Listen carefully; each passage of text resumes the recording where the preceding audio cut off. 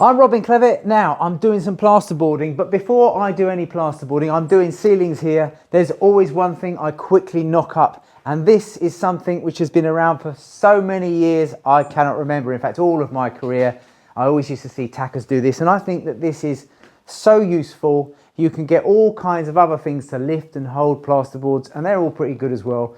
But this little thing, it's super quick to make, and I guarantee once you've tried it, you won't go back. So what I'm gonna make is a T. All I need is anything. We can use battening. I've got some battening here, so I'll use that because it is peanuts to buy. But you can also use any waste from around the building site that you've got. So one piece of batten generally does the trick, depending on the length of the batten, of course.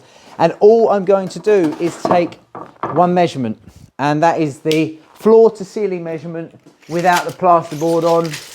And that's all I need. So first of all, I'll just measure somewhere in the middle of the room.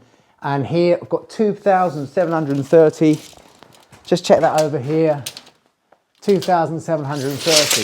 So I'm just gonna cut myself a piece of batten at 2,730. Check that there's no knots in it that are gonna cause a weakness. You don't want that. So I'm just gonna cut this off. Let's get myself a little circular saw. 2,730, mark that, cut that.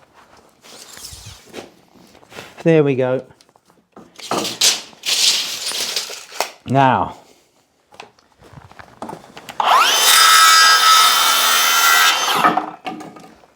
so what we need to do is effectively mount another section across there. That is the T effectively, nothing more, nothing less.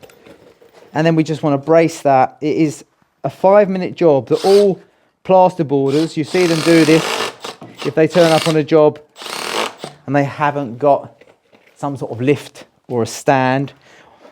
And the thing is, if there's more than one of you, if there's a couple of you doing plasterboarding, you don't really need this. Sometimes you can just hold it and screw it. The professionals don't use these sorts of things.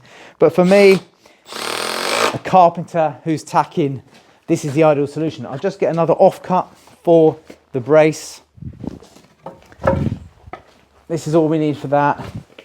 Just put a splay cut on one end, somewhere around about 45 degrees. We'll attach that on. That's giving it the strength. Here we go. Put my gun down. This is because I'm on the camera, you see. Every time you've got a camera thrust in front of your face, you do all kinds of crazy things. And screw that on.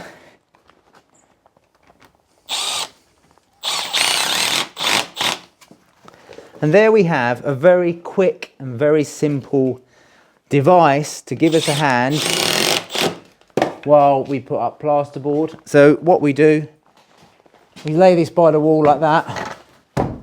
We offer our first sheet up, and then we're going to pull this in, and it's basically going to clamp against the board, boom, and hold it while we screw it. Then we ping it out, and that's it. And that's a simple plasterboard tee, something that doesn't cost a lot of money, doesn't take much time to make, and it is a great pair of extra hands.